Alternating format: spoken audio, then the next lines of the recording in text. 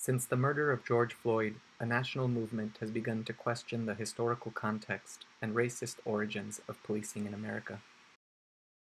So there's a direct line of communication from the patrollers, sometimes referred to colloquially as the patty rollers, through to the Ku Klux Klan, through to the modern concept of the police. And so the whole issue of who you protect and who you serve has a history to it. It didn't just come about as a question for our times, but it's a question that goes back to the history and the creation of the United States. This legacy may explain why so many years of police reform have fallen short of protecting Black lives.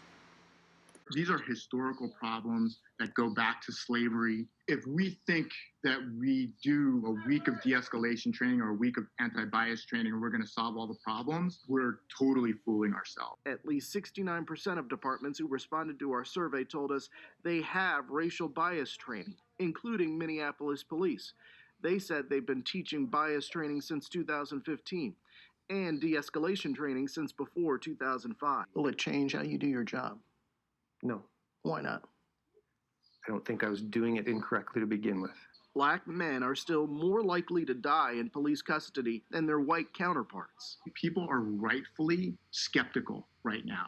They've heard the words before, but then we keep finding ourselves back in this situation.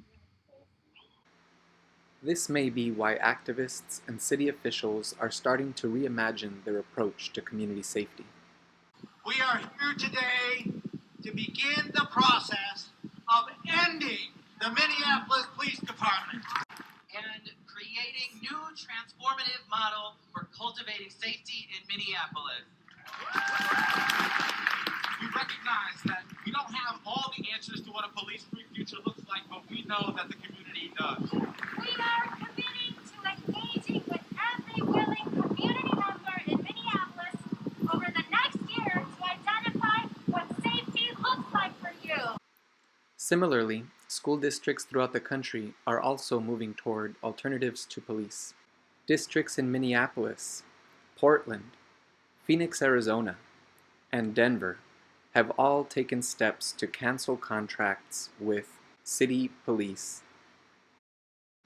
It is no secret that our country has long suffered from a wide achievement gap that reflects disparate results and opportunities across racial and ethnic lines.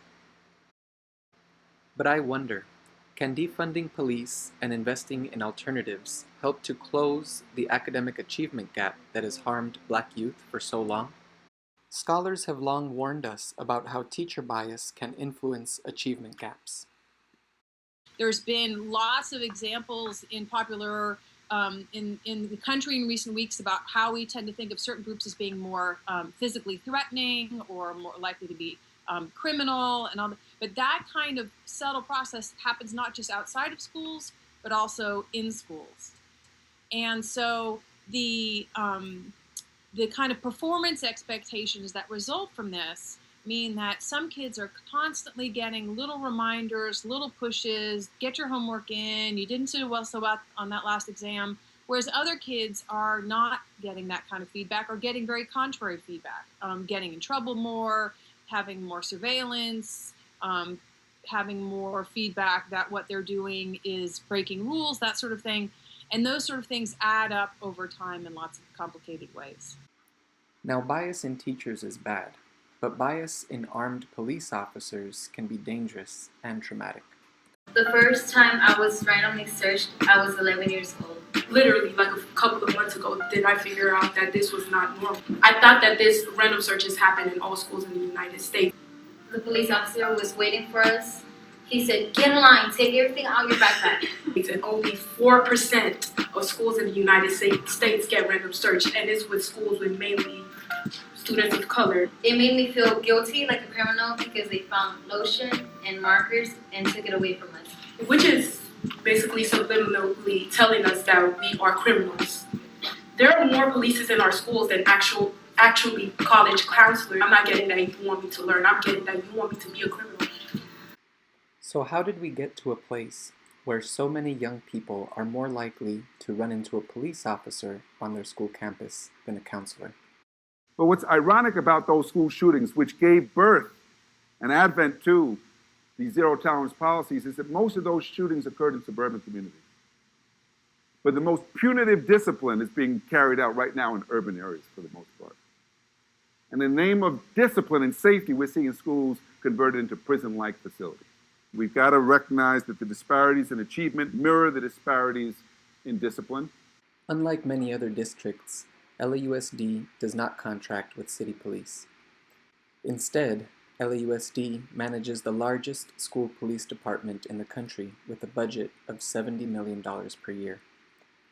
Over the years, students and community have struggled to hold the LASPD accountable. In 2009, the LA Weekly published a scathing expose of the school police, identifying long-lasting systemic issues with oversight, poor training, and a culture of abuse that resulted in several instances of sexual assault and the resignation of one school police chief. The article notes that no systemic changes were made. In 2014, students and community members organized in opposition to the LA School Police's effort to acquire an armored vehicle, grenade launchers, and an arsenal of assault rifles. In 2019, tensions escalated when school police attempted to break up a series of fights at Fremont High School. Students were pepper sprayed indiscriminately. But the issue of pepper spray on school campuses is not new. For example, in 2016, everyone started rushing to see the fight. So I got pushed into the officer, and then he turned around, and he started pepper spraying me directly in my eyes. It was crazy. I didn't know what to do. I was on the ground. I couldn't see. Students we spoke to said dozens got hit. School nurses treated those who got sprayed for eye irritation. Divine Heron says he was an innocent victim. It burned like hell. My face was burning. My eyes was, I can't really describe how I felt. It was horrible.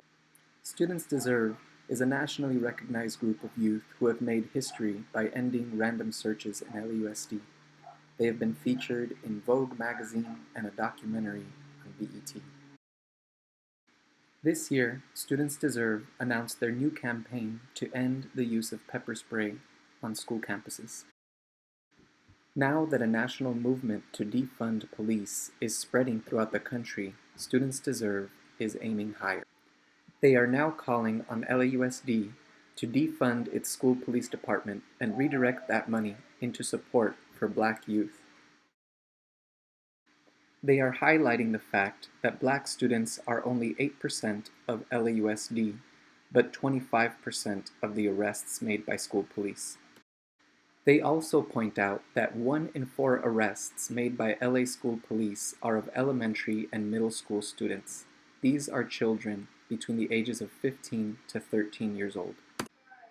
But if we eliminate school police, what will we replace them with? What are those alternatives to policing that can keep our youth safe while protecting their civil rights and closing the achievement gap? So our strategy can't simply be to turn our schools into prisons, which is the path we've been on. It has to be a different approach. In order to create safe schools, we've got to look at the conditions in schools. We've known for a long time that anonymity contributes to behavior problems in schools. Kids behave differently when they're known. When the adults there not only know them, but know something about them, know how to reach their mother, for example. Know what their interests are. That is, when we start to create schools that are function as a sense and provide kids with a sense of community, safety goes up.